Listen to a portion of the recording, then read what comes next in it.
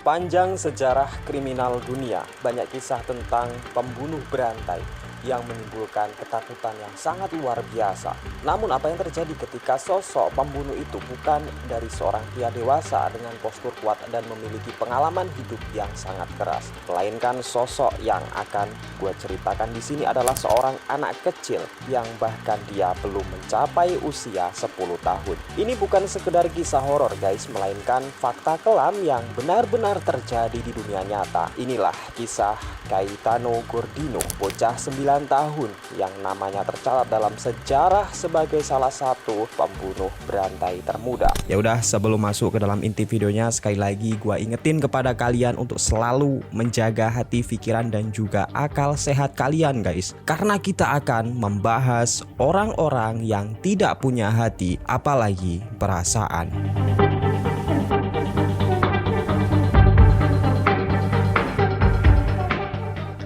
Kisah seorang bocah iblis yang akan kita bahas dalam episode kali ini bernama Gaetano Santos Gordino. Lahir pada tanggal 31 Oktober tahun 1896 di Buenos Aires, negara Argentina, dan memiliki 8 saudara kandung. Di mana kedua orang tua Gordino ini sebenarnya adalah warga negara Italia yang kemudian pindah ke Argentina untuk mencari kehidupan baru yang lebih baik. Untuk orang tuanya sendiri, yaitu ayahnya yang bernama Fior Gordino, dia ini adalah seorang pecandu alkohol berat dan terkenal memiliki sifat kejam dan suka memukul siapapun jika sedang marah. Dan ya, orang yang sering menjadi korban kekerasannya tak lain adalah keluarganya sendiri, yaitu Gordino dan juga ibunya yang bernama Lucia. Bahkan karena seringnya dipukul menggunakan benda-benda keras seperti kayu dan juga semacamnya, Gordino pernah masuk ke rumah sakit dan dokter yang memeriksanya saat itu sungguh-sungguh sangat terkejut karena mereka menemukan 27 bekas luka di kepala Gordino yang membuktikan betapa seringnya anak ini dipukul dan dihajar oleh ayah kandungnya sendiri. Namun terlepas dari semua perlakuan keras dan bagaimana dia melihat ayahnya setiap hari menyiksa dan memukuli ibunya, sifat dan watak buruk dari ayahnya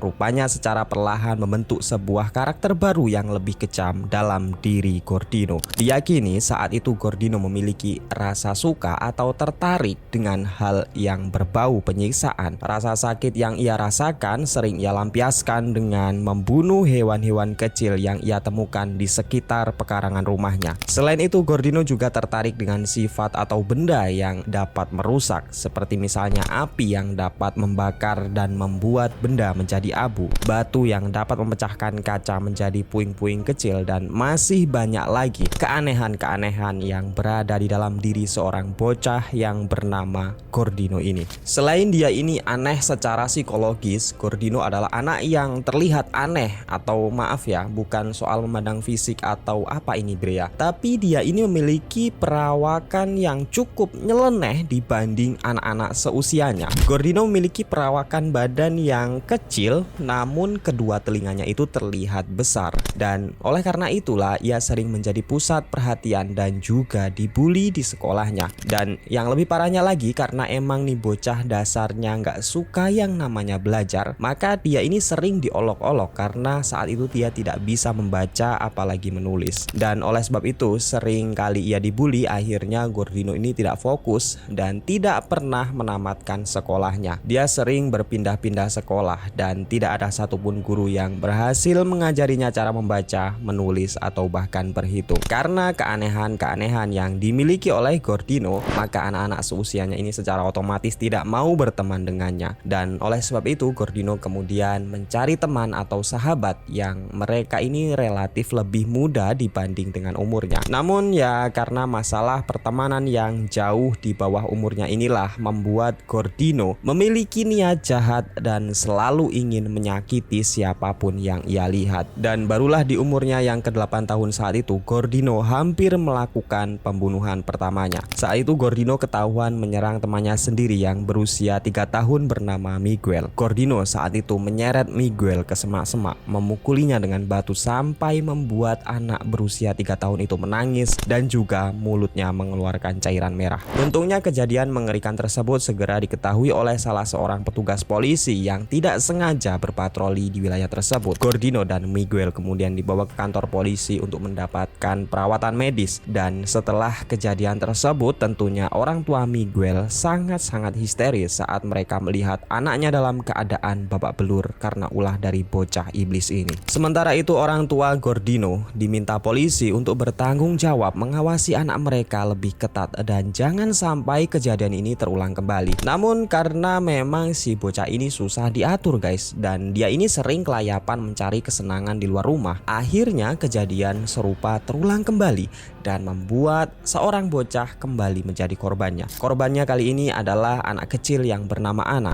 Diketahui saat itu Gordino kembali menyiksa Ana dengan menggunakan balok kayu dan melemparinya dengan batu. Kejadian tersebut untungnya kembali diketahui oleh seseorang yang kemudian membawa Gordino dan Ana ke kantor polisi. Dan sesampainya di kantor polisi, para petugas kembali keheranan dengan tingkah laku Gordino, karena saat itu petugas melihat jika Gordino ini nampak puas dan menikmati apa yang sudah ia perbuat dengan Ana. Nah, karena masalah ini terulang kembali, orang tua Gordino kembali diperingatkan secara keras oleh para petugas dan mengancam jika kejadian ini terulang maka bisa saja orang tua Gordino akan kehilangan hak asuh dan Gordino akan dimasukkan ke tempat rehabilitasi khusus anak-anak bermasalah. Namun bukannya berubah setelah diperingatkan berkali-kali, Gordino ini justru melakukan hal yang jauh lebih kejam dibanding perbuatan-perbuatan sebelumnya. Saat itu Gordino melakukan penghilangan nyawa untuk pertama kalinya di tahun 1906 saat dirinya saat itu masih berusia 9 tahun. Korbannya kali ini tak lain adalah teman bermainnya sendiri bernama Maria Rosa, gadis kecil malang yang diduga kuat dihabisi dengan cara dicekik sampai dia pingsan sebelum pada akhirnya dikubur hidup-hidup. Gordino yang takut kejahatannya terungkap kemudian menyamarkan tempat tersebut dengan barang-barang bekas dan juga sampah agar seolah-olah tidak pernah terjadi hal yang telah membuat seseorang kehilangan nyawanya. Bocah kecil ini telah menjelma sebagai seorang psikopat yang tidak hanya kejam dan juga tega,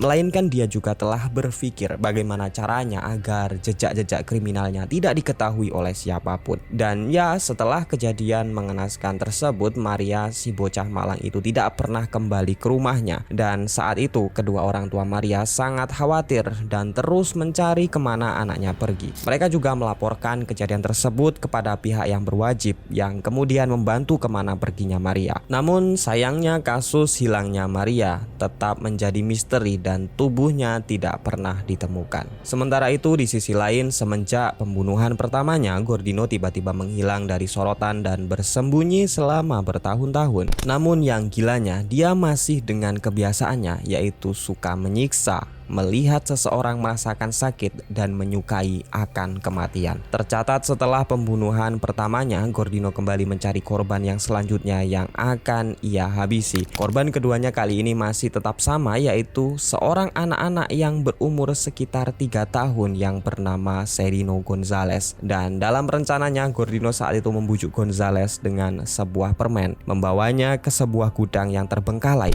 lalu menenggelamkannya ke sebuah kolam pemandian kuda. Namun di aksi yang kedua ini, Gordino dipergoki oleh seorang petani yang saat itu hendak memandikan kudanya. Petani tersebut yang mendengar suara jeritan minta tolong segera berlari menolong Gonzalez, dan untungnya meskipun sudah dalam keadaan yang sangat-sangat sekarat, nyawa Gonzalez masih bisa diselamatkan. 6 hari setelah Gordino menenggelamkan Gonzalez, dia kembali berbuat lebih kejam dengan menyiksa seorang balita yang saat itu masih sekitar 18 bulan dengan membakar kedua matanya menggunakan sebatang rokok. Akibat dari peristiwa tersebut, balita itu mengalami kebutaan secara permanen, sementara si anak iblis ini lagi-lagi lolos dari yang namanya hukuman. Namun meskipun begitu, desas-desus jika ada seorang bocah iblis yang sering menyiksa balita di wilayah tersebut semakin berkembang. Orang-orang mulai waspada dengan anak-anak mereka dan tidak akan memberikan izin kepada putra-putri mereka bermain di luar rumah tanpa pengawasan lagi. Dari sekian banyak permasalahan yang terjadi di dalam hidup Gordino, seperti yang sudah aku bilang tadi di awal, jika dia ini adalah anak yang suka membunuh hewan-hewan kecil. Nah, di suatu ketika ibu Gordino ini tidak sengaja menemukan sebuah kotak misterius yang disembunyikan Gordino di bawah ranjang tempat tidurnya. Setelah dibuka, ibunya sangat terkejut karena melihat di dalam kotak tersebut tersimpan bangkai-bangkai hewan yang sudah ia bunuh dan sebagian sisanya yaitu tulang belulangnya disimpan rapi sebagai barang-barang koleksi. Dari sana orang tua Gordino pada akhirnya tidak bisa lagi bertahan menghadapi sifat buruk anaknya. Mereka pun meminta tolong kepada polisi dan memohon untuk menjauhkan Gordino dari keluarganya karena mereka berpikir jika saja Gordino ini tidak dijauhkan maka bisa jadi yang menjadi target selanjutnya atau korbannya sendiri adalah saudara-saudaranya sendiri. Setelah mendapatkan laporan tersebut, polisi segera membawa Gordino ke tempat rehabilitasi khusus anak-anak bermasalah. Di tempat tersebutlah Gordino yang semula diharapkan mendapatkan perawatan khusus mengenai kejiwaannya, dia ini justru dijadikan budak atau bekerja keras tanpa dibayar dan sering mendapat siksaan selama hampir 3 tahun lamanya. Dan oleh sebab itu, bukannya si Gordino ini semakin membaik, justru jiwanya semakin tergoncang dan membuatnya kabur dari lembaga kemasyarakatan di tahun 1911. Saat dalam pelarian tersebut, si Gordino yang saat itu sedang berjalan di sebuah lorong sempit dengan sengaja melampiaskan emosinya dengan membakar sebuah rumah yang kemudian menewaskan beberapa orang di dalamnya. Dan ya, menurut buku yang pernah menceritakan kisah hidupnya, Gordino saat itu diwawancari petugas mengatakan jika dia ini suka melihat api yang membakar orang secara hidup-hidup dan suka dengan suara jeritan-jeritan kesakitan dari orang-orang di dalam rumah. Dari sana bisa disimpulkan jika Gordino memang segila itu dan sejahat itu. Dan bahkan menurut beberapa catatan, Gordino ini pernah membakar seorang gadis kecil yang saat itu menggunakan gaun panjang, yang kemudian anak tersebut dilarikan ke rumah sakit sebelum pada akhirnya setelah 18 hari koma, anak tersebut dinyatakan meninggal.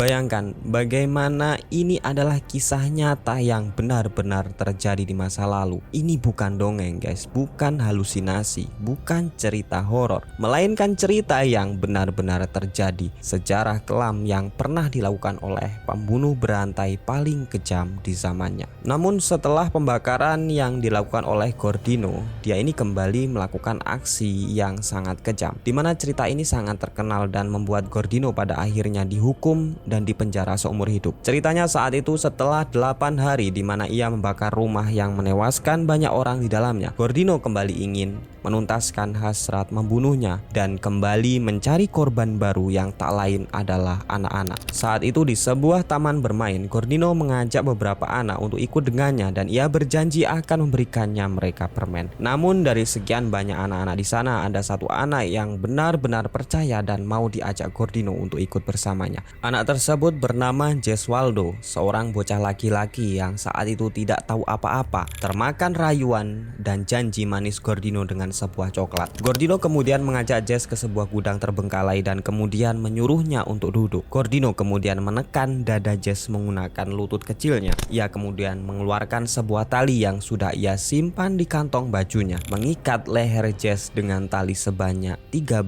kali belitan. Anak tersebut kemudian terlihat sangat kesakitan dan memohon kepada Gordino untuk melepaskannya. Namun alih-alih kasihan, Gordino justru terus melanjutkan ritualnya dengan membelitkan satu persatu kaki dan juga tangan Jess sampai si bocah malang tersebut tidak bisa berbuat apa-apa. Ritual tidak berhenti di sana guys, karena Gordino masih memiliki senjata pamungkas yaitu berupa paku besar yang sudah ia siapkan tak jauh dari tempat tersebut. Dan tebak apa yang akan dilakukan oleh Gordino kepada Jess selanjutnya. Gordino kemudian menancapkan paku tersebut ke dahi Jess menggunakan batu besar yang sudah ia persiapkan. Setelah paku tersebut menancap dan menembus sampai ke bagian belakang tengkorak Jess, Gordino dengan tatapan tajamnya mengamati setiap detail karya seni yang sudah ia ciptakan. Ia kemudian tersenyum lebar seolah-olah puas dengan apa yang sudah ia lakukan dengan bocah malang di hadapannya. Gordino kemudian pergi dari tempat tersebut dan menutupi badan korbannya dengan beberapa lembar koran. Nah,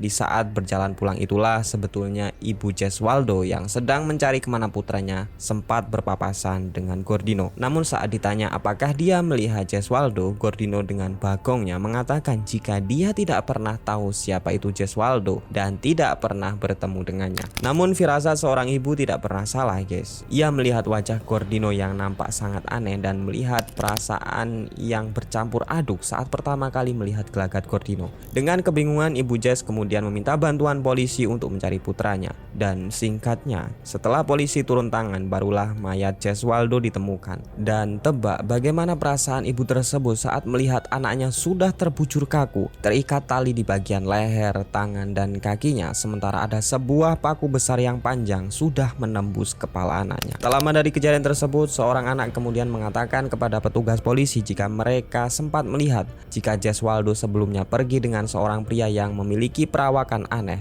Pria tersebut digambarkan dengan telinga besar, badan kurus, dan memiliki tatapan yang sangat menyeramkan. Mendengar laporan tersebut, polisi pun sudah bisa menebak jika pelaku yang sudah menghabisi Jeswaldo tak lain adalah Gordino, si anak iblis yang sudah diawasi sejak lama dan sering bermasalah dengan yang namanya kekerasan. Dan singkat cerita, polisi segera mengepung tempat tinggal Gordino. Tak lama kemudian, Gordino berhasil diamankan dan dibawa ke kantor polisi untuk dimintai keterangan. Di saat masa penyelidikan itulah, Gordino mengaku jika dirinya memang telah menghabisi Jeswaldo. Ia juga mengaku pernah menghabisi seorang balita yang ia kubur di sebuah semak-semak yang sekarang tempat tersebut sudah berdiri kokoh bangunan rumah. Ia juga mengaku jika dialah pelaku pembakaran yang baru-baru ini terjadi dan memakan beberapa korban jiwa di dalamnya. Ia juga yang telah membakar seorang balita berumur 3 tahun yang saat itu mengenakan gaun panjang menggunakan minyak tanah dan tewas setelah dirawat beberapa hari di rumah sakit. Semakin banyak kejahatan kelam yang sudah dilakukan oleh Gordino membuat para detektif keheranan mengapa bisa ada anak yang saat itu masih berumur 15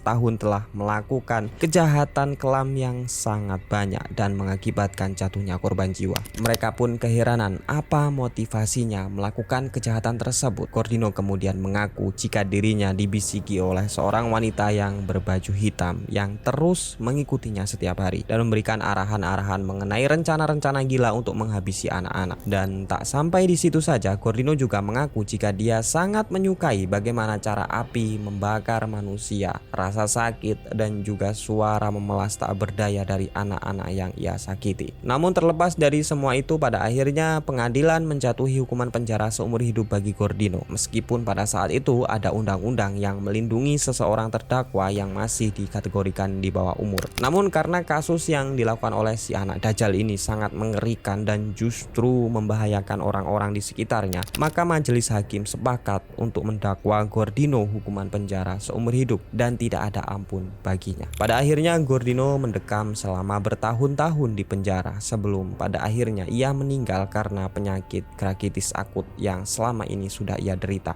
Namun yang menarik adalah jasad Gordino ini ditolak oleh keluarganya dan ia pun kemudian dikubur di lingkungan makam penjara. Dan sebelum pada akhirnya penjara ini tutup dan resmi dipindahkan, makam-makam para penjahat yang pernah dikubur di lingkungan makam penjara kembali digali untuk dipindahkan juga. Namun anehnya saat kuburan si Gordino ini digali, ternyata tulang belulang atau rangka dari si bocah iblis ini sudah menghilang dan besar kemungkinan jasadnya telah dicuri oleh seseorang. Banyak konspirasi liar mengenai hilangnya jasad Gordino saat itu. Banyak yang mengatakan jika jasad Gordino kemungkinan dicuri untuk kepentingan penelitian psikologi. Ada juga yang mengatakan jika jasadnya dicuri oleh seorang keluarga korban yang masih belum terima. Dan ada juga yang mengatakan jika jasadnya diambil oleh sosok wanita berbaju hitam yang selama ini diceritakan oleh Gordino. Namun apapun itu, tolong silahkan ambil ilmunya dari sini guys. Tolong ini untuk kalian, selalu awasi anak-anak kalian.